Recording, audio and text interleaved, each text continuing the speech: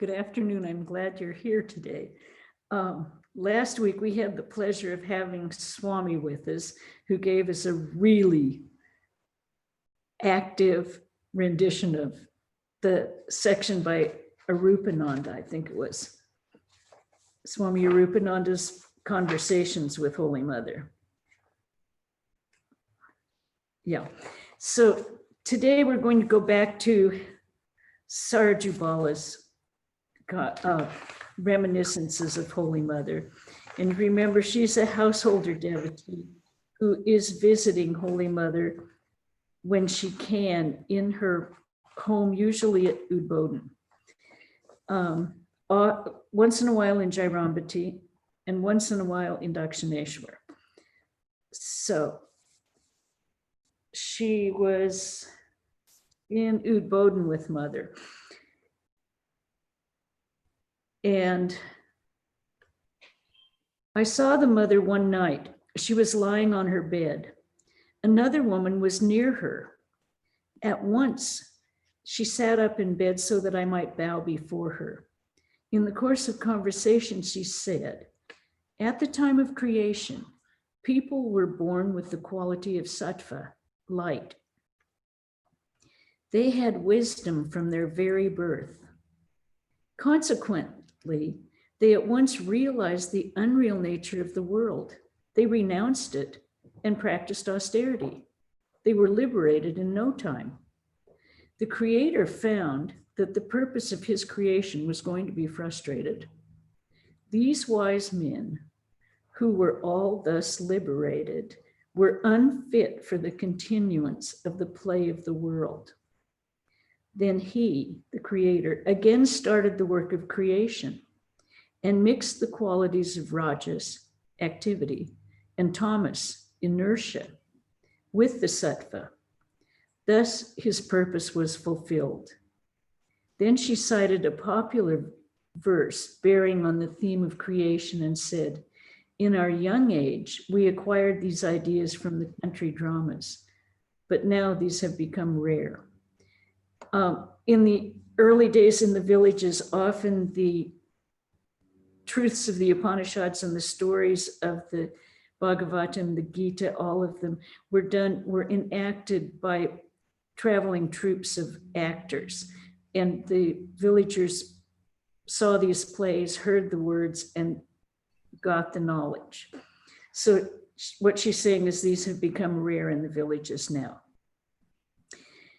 Some of the young girls, relatives of the Holy Mother, were reading loudly from a book in another room. The mother said, listen how loudly they're reading. They have forgotten that there are many people on the ground floor. Another one of Holy Mother's subtle teachings, always be aware of who's around and what you're doing, how your actions are affecting other people.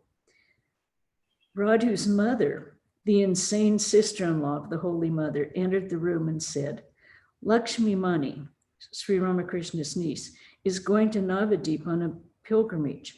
I wanted to go with her, but you have stood in my way. She left the room in a pique. The mother said, how can I allow her to go with Lakshmi? Lakshmi is a devotee. She would sing and dance with other devotees. She would not observe the distinction of caste and would dine with others. But Radhu's mother would not understand this. She hardly knows that devotees need not observe caste rules among themselves. So she would come back and criticize the conduct of Lakshmi before others. Have you met Lakshmi? Devotee, no, mother. Mother, she is in Dakshineshwar. Visit her one day.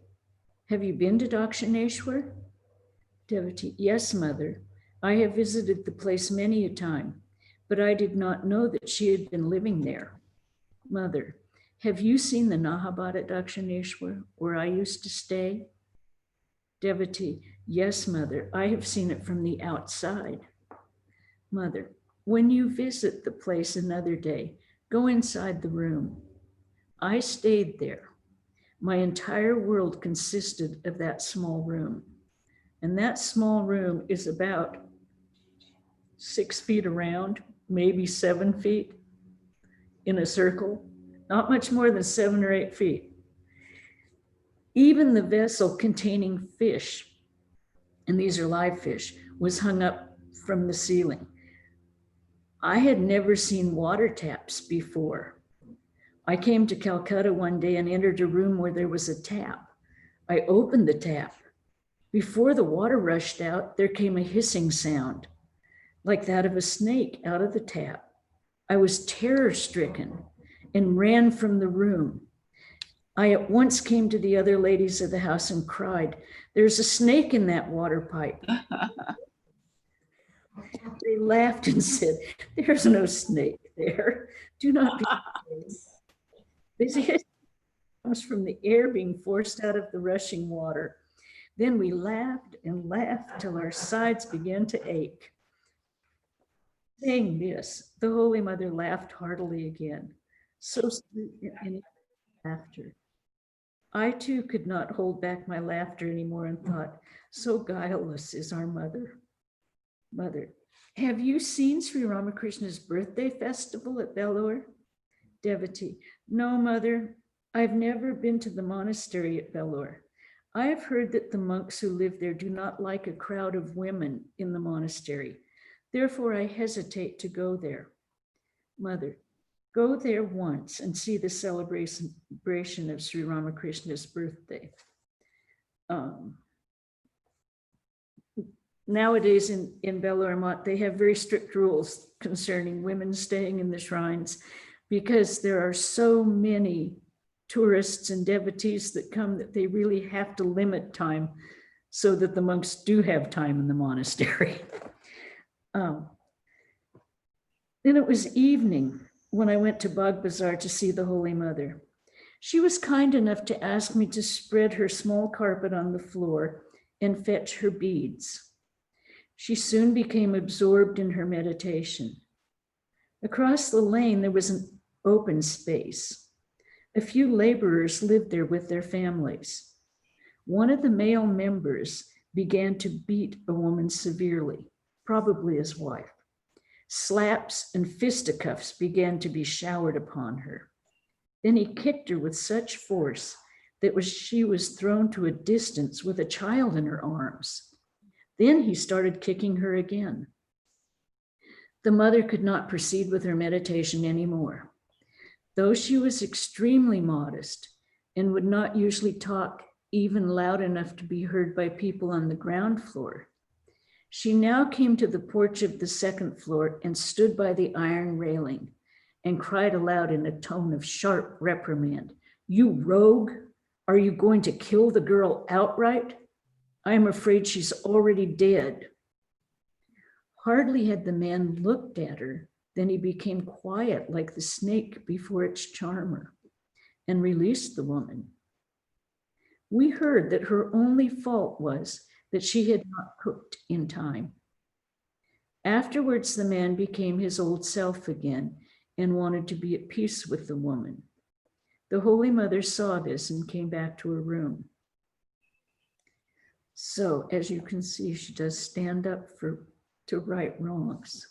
Sometime later, the voice of a beggar was heard in the lane. He was crying, "Radha, Govinda, glory unto God. Please be kind to the blind." The mother said, "This beggar passes yonder lane almost every night.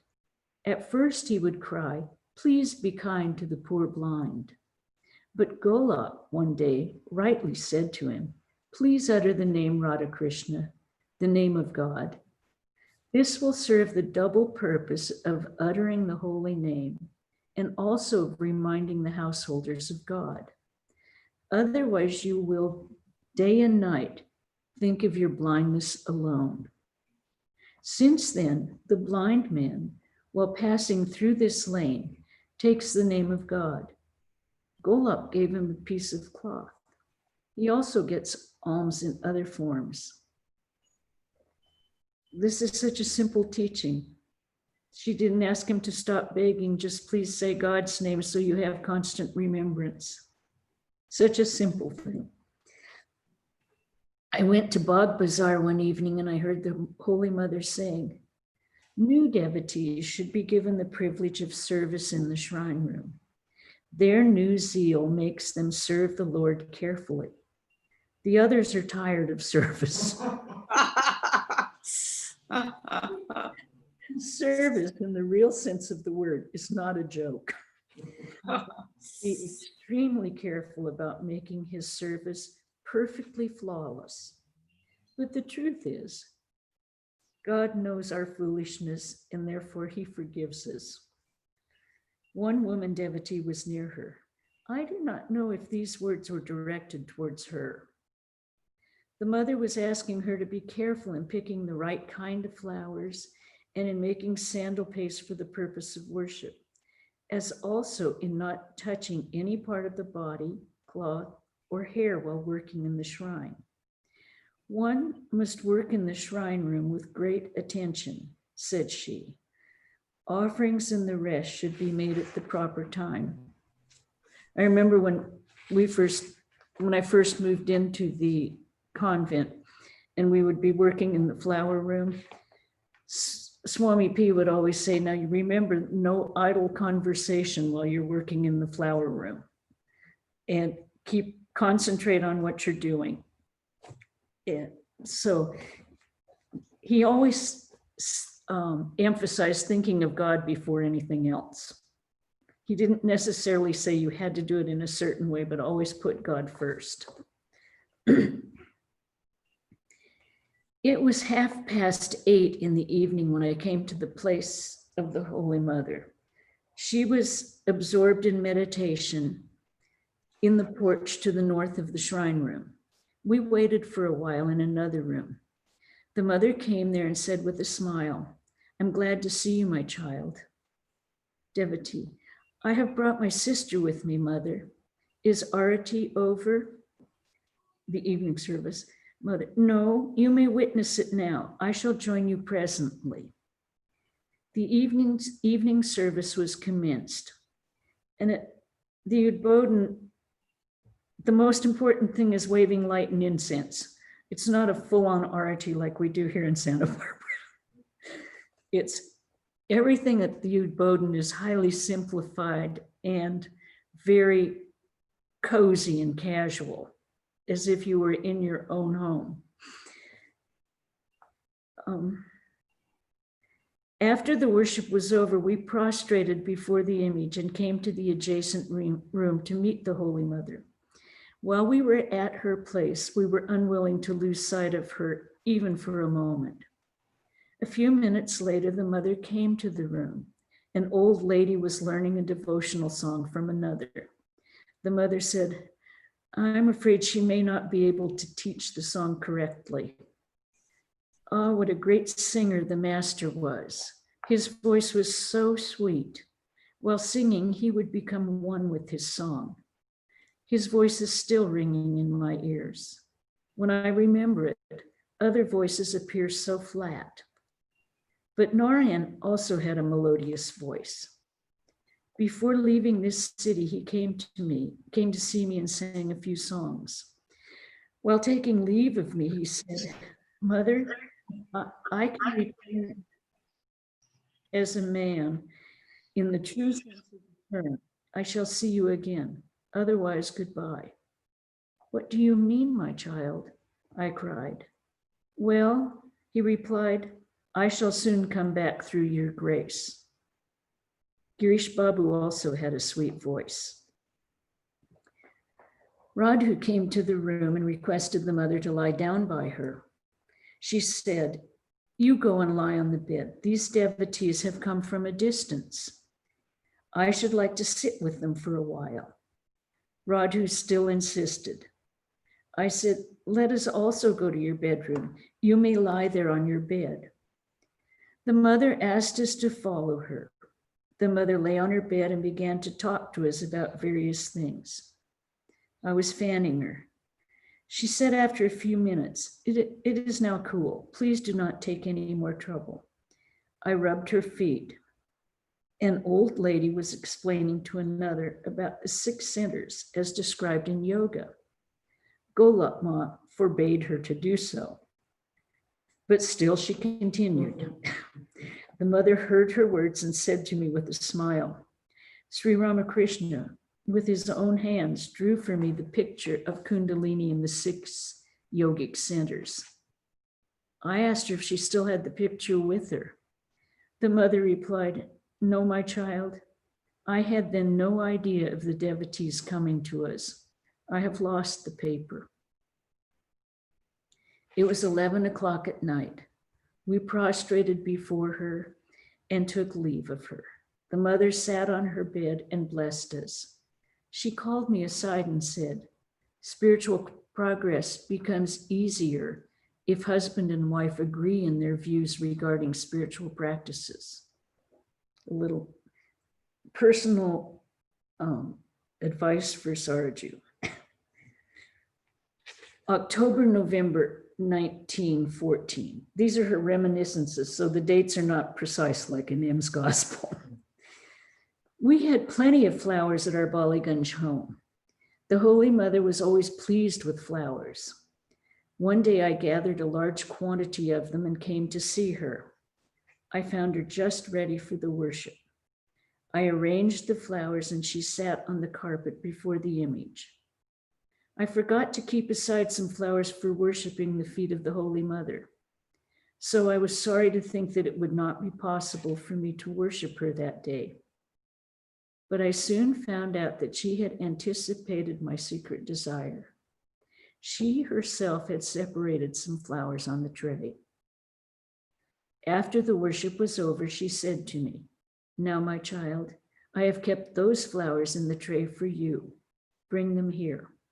Just then, a devotee came to see the mother with a large quantity of fruits.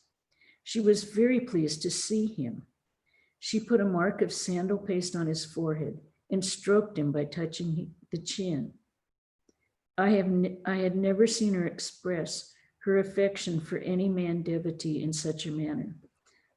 Stroking the chin with her hand is the Indian mother's way of kissing their children. Next, she asked me to hand over a few flowers to him. He accepted them.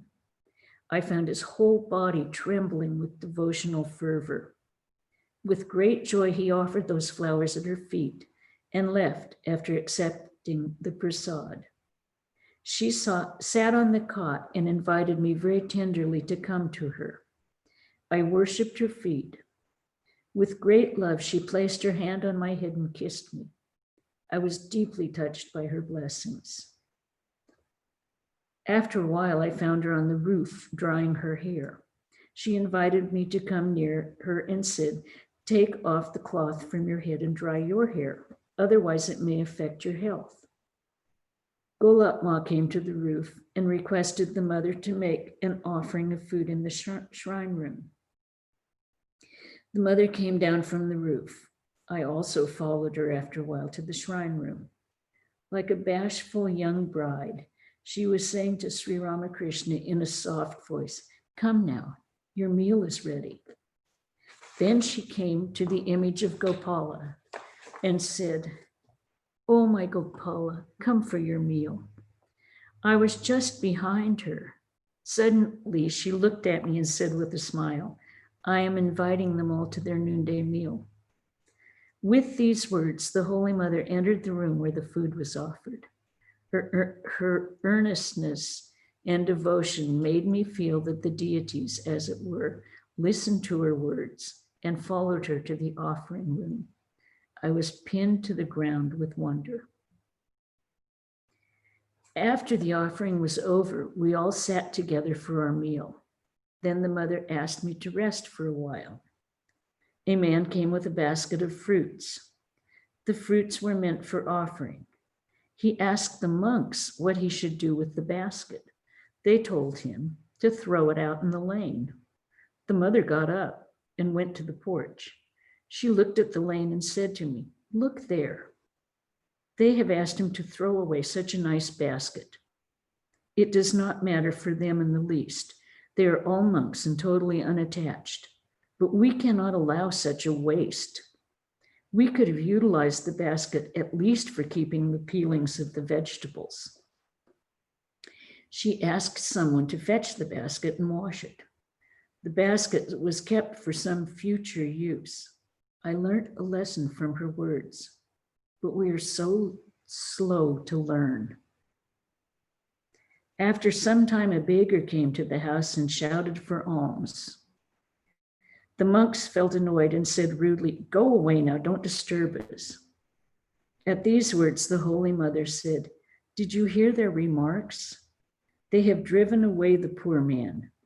They could not shake off their idleness and give something to the beggar. He only wanted a handful of rice. And they could not take the trouble to do this bit of work. Is it proper to deprive a man of what it is his due? Even to the cow we owe these peelings of the vegetables. We should hold these near her mouth." Now, many of you knew Swami Asheshananda, who had been Holy Mother's, very close to Holy Mother for quite a long time. And there was a broom that was completely worn out that one of the devotees was using to sweep. And the devotee said, "Swami, can I get a new broom?" And he said, "No, no, no, it's still good. There's the bristles were this far from the, say 2 inches from the sewing that was going across, and the broom was really trashy." So the devotee got in his car and drove across the broom until it broke. And he said, "Oh, Swami, it's broken. Now can I get you a new broom?" But Swami Asheshananda was not one to waste either. The year 1917. I went to see the Holy Mother in the evening. I had been residing at our Bog Bazaar house at that time, and I visited her almost every day. Finding her alone, I narrated to her a dream and said, "Mother, one night I saw Sri Ramakrishna in a dream. You had been living then at Jairambati. I saluted him and asked, 'Where is the mother?' He said, 'Follow that lane and you will find a thatched cottage. She is seated in the front porch.' The Holy Mother was in her bed. With great enthusiasm, she sat up and said, 'You are quite right. Your dream is true.' 'Is it then true?' I said in surprise. I had no idea that your home in Jairambati is, I had the idea that your home in Jairambati is a brick building. But in the dream, I saw the earthen floor, thatched roof, etc., and therefore concluded that it was all illusory.' Now, that was Holy Mother's cottage, because it's still a thatched roof and a dirt floor that is treated with dung to make it pure, and it's very small. You all know the picture of Holy Mother sitting on the porch with the thatched roof behind her. That's her home in Jairambati. In the course of conversation regarding austerity for the realization of God, she said, Golat Ma and Yogan Ma devoted a great deal of their time to meditation and repetition of God's name. Yogan Ma practiced the greatest austerities. At one time, she lived only on milk and fruits. Even now, she spends much of her time in spiritual practices. The mind of Golat Ma is hardly affected by external things. She does not even hesitate to eat cooked vegetables purchased from the market, which a Brahmin widow would never touch. It was arranged to have devotional songs on the goddess Kali sung that evening at the house of the Holy Mother. The monks of the Belar Mat would take part in it.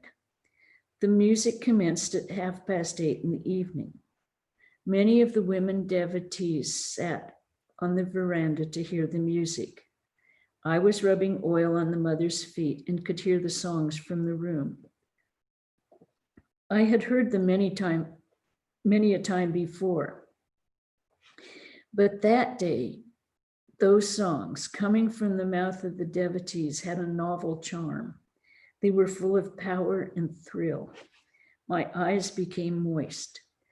They were singing now and then those songs which Sri Ramakrishna had sung himself. At such times, the Holy Mother would cry out with enthusiasm, yes, Sri Ramakrishna would sing this song. They commenced the song whose first line runs thus: "The bee of my mind has become fascinated with the blue lotus of the Divine Mother's feet." The Holy Mother could not lie down anymore. A few teardrops trickled down her cheeks. She said, "Come, darling, let us go to the veranda."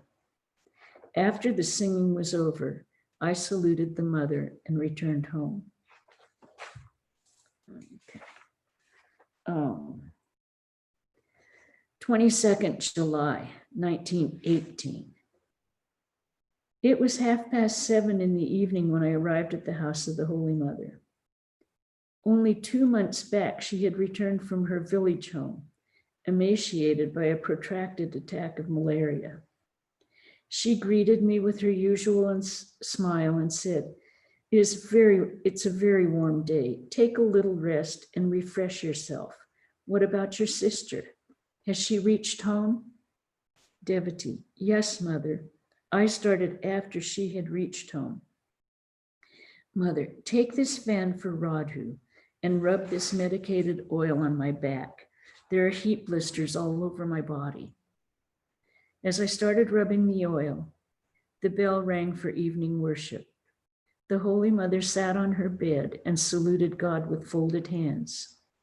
Other devotees went to the shrine room to witness the worship. The Mother said, "Everybody says regretfully, there is so much misery in the world. We have prayed so much to God, but still there is no end of misery. But misery is only the gift of God. It is the symbol of his compassion." That day, my mind had been greatly troubled. Did she really know about it and therefore address those words to me? The Mother continued, "Who has not suffered from misery in this world?" Brindi, the woman devotee of Krishna, said to him, "Who says that you are compassionate? In your incarnation as Rama, you made Sita weep for you all through her life. And in this incarnation of Krishna, Radha has been weeping on your account. Your parents suffered extreme agony in the prison of Kamsa and cried day and night uttering your name. Then why do I repeat your name? Is it because your name removes all fear of death?" Referring to a woman, the Holy Mother said, "People of that appearance are generally devoid of bhakti, devotion to God." I have heard it from Sri Ramakrishna. Devotee: "Yes, Mother. I have read in the Katamrita that he used to say that people who are not frank cannot make real spiritual progress." Mother: "Oh, you are referring to that. He said those words in the house of a devotee named Narayana. A man had a mistress. She once came to Sri Ramakrishna and said with repentance, 'That man ruined me. Then he robbed me of my money and jewels.'" Sri Ramakrishna was aware of the innermost contents of people's minds, but still he would like to hear about things from their own mouth. He said to the woman, "Is it true?" But he used to give us tall talks about devotion. Then he described those traits which stand in the way of spirituality. In the end, the woman confessed to him all of her sins and was released from their evil effects. Nalini: "How is it possible, Mother? How can one be absolved from sin by simply expressing it in words? Is it possible to wash away sin in this manner?" Mother: "Why not, my dear child? Sri Ramakrishna was a perfect soul. Certainly one can be free from sin by confessing it to one like him. And one thing more, if at a certain place people talk of virtue and vice, those present there must take a share of those qualities." Nalini: "How is this possible?" Mother: "Let me explain. Imagine a man confess to you his virtue or vice. Whenever you think of that man, you will remember his virtuous or sinful acts. and they will thus leave an impression upon your mind. Is it not true, my child? Again, the talk turned to human misery, affliction, and worry. The mother said, many people come to me and confide their worries. They say, we have not realized God. How can we attain to peace? Thereupon the thought would flash in my mind, why did they say so? Am I a superhuman being? I never knew what worry was.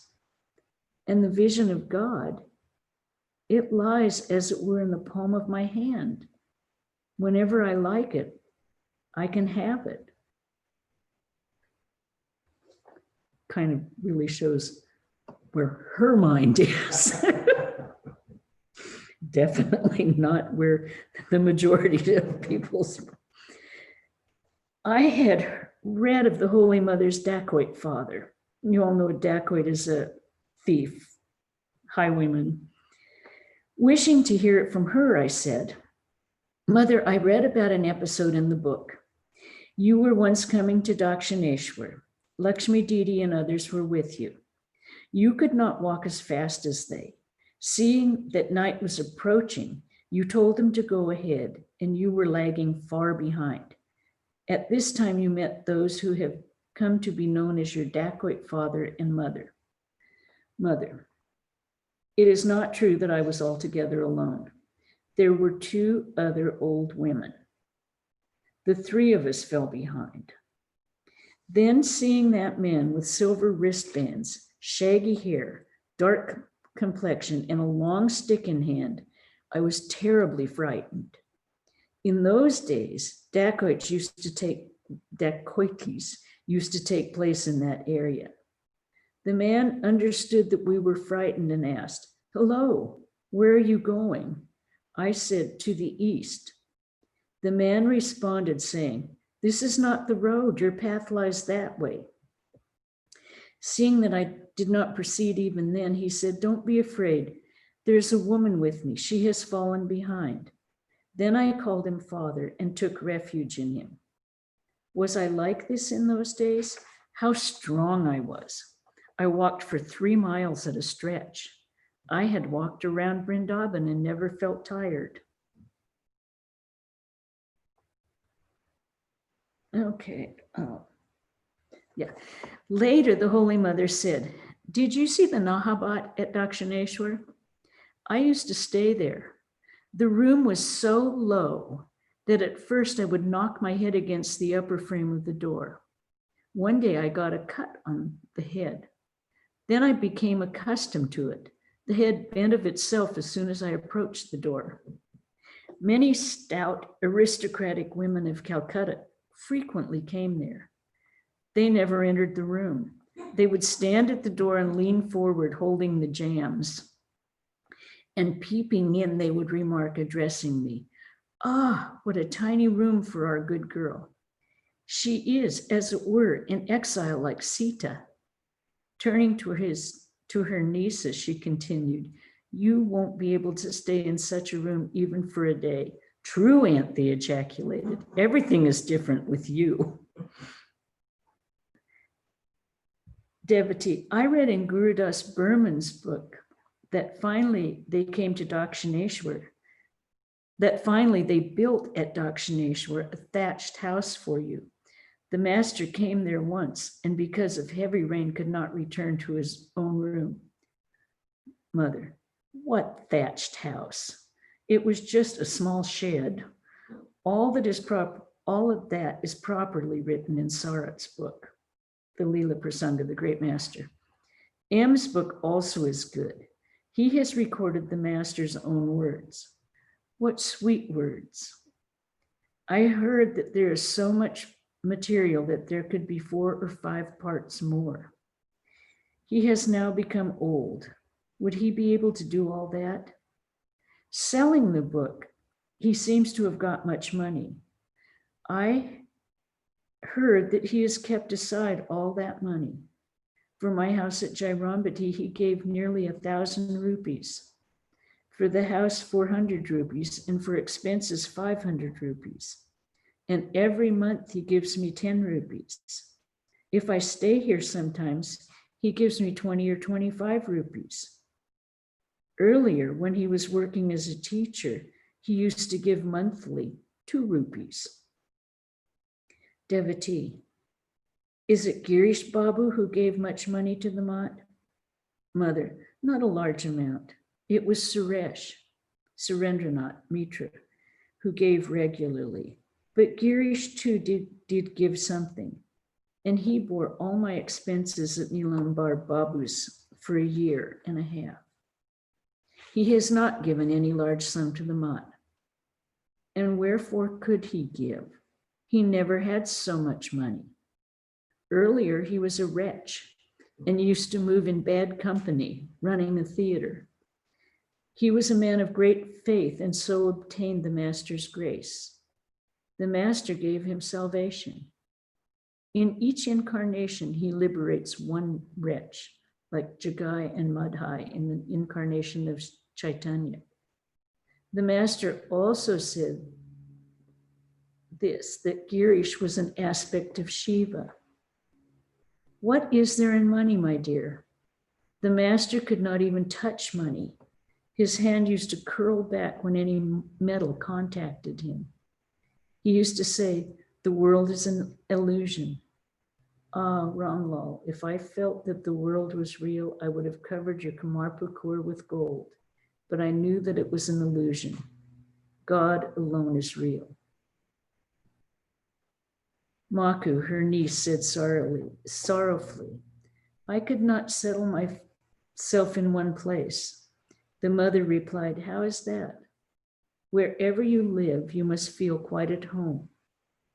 This is pretty relevant right now. We have to be settled in one place. Listen carefully. How is it? Wherever you live, you must feel quite at home. You think that you will be happy at your husband's place?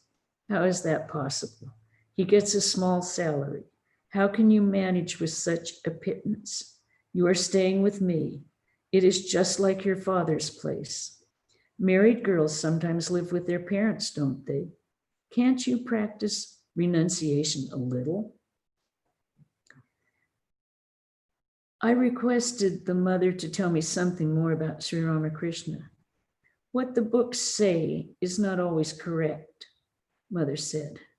Ram's book does not give a correct description of the Shodashi Puja when the Master worshipped me. That's Ramchandra Datta, a household disciple of Sri Ramakrishna, had written a life. Mother described the incident and said, it was not at home. It was at Dakshineshwar in the Master's room near the circular veranda where the huge pitcher of Ganga water now stands. Hridoy had made all the arrangements. Yoganma was then standing by the window and was about to say something. The mother said, come in. I seldom see you nowadays. Yoganma laughed and entered the room. Her foot touched my body. As she was about to salute me with folded hands, I interrupted her and prostrated myself before her. What is this, Yoganma, said I. I am not even fit to take the dust of your feet. Why should you salute me if your foot touched my body? In reply, Yoganma said, why not? A snake, whether big or small, is a snake all the same. You are all devotees and therefore worthy of our respect. I looked at the mother. The same compassionate smile lit her face. I took leave of her late at night. We have one very small section, and then if anyone has any comments, I'll just read 28 July 1918, if you're following along. It was evening when I visited the Holy Mother at her Bagh Bazaar home. Just before evening service, an elderly widow came and saluted the mother by placing her head on the feet of the mother. The mother was greatly annoyed and said, why do you touch the feet with the head? I am not doing well at all. This sort of thing makes me worse. The Holy Mother washed her feet after the widow had left the place. Later, while I was rubbing the mother's body with medicated oil, the conversation drifted to Lalit Babu, a great householder devotee. I said, he was at one time fatally ill, but I heard that he recovered through your grace. Mother, he had many unfulfilled desires. He was very seriously ill with dropsy and was on the point of death. He said to me in a very plaintive voice, Mother, I have a great desire to build temples and hospitals at Kamarpukur and Jairampati, but this great desire is not going to be fulfilled. Sri Ramakrishna saved his life that time. Now he wants to carry out his plans. Let him try. He has bought a tank for me. Tank is a pond. And I think we'll stop there today. And if anyone has any comments or questions about anything that we read, some of the things were very much cultural things, like Yoganla's foot bumping into Sarju's body. We would probably not notice anything. We'd say, oh, excuse me. But to an Indian, that is quite a serious matter.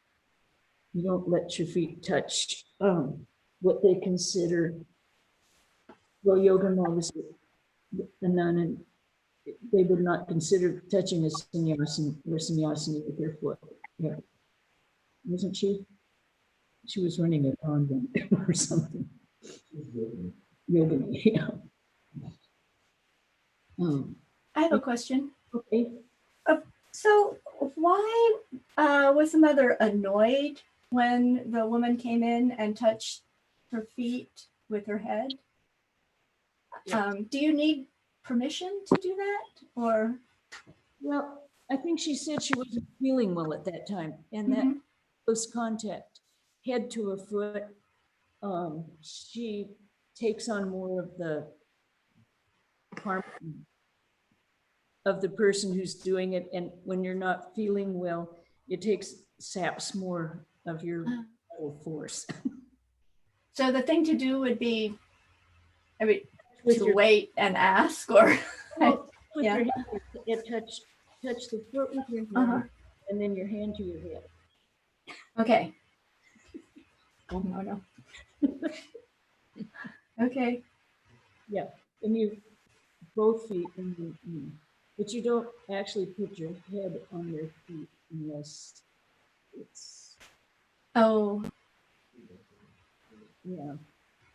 Some people, it has happened. But they let their desires be known. Yeah, it struck me that in this reading that she was very assertive, and especially with the guy beating his wife. Yes. I love that. She's always, all of the in the gospel and in even the great master, she comes across as very self-abnegating and never pushing herself forward or anything. That's why this gospel of Holy Mother, where she was in her own place with women devotees, for the most part, she could show more of herself. She didn't have to be culturally in the background or hiding. But yeah, it's a wonderful section when she stands up and yells at the man, you rogue. I like that too.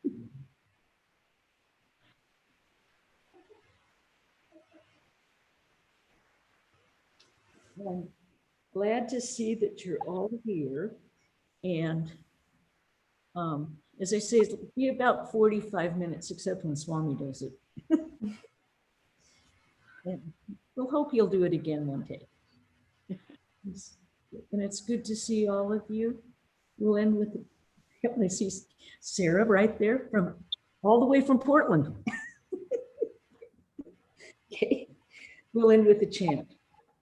Om Shanti, Shanti, Shanti. Hari Om Tat Sat Sri Ramakrishna Pranamastu. See you next week.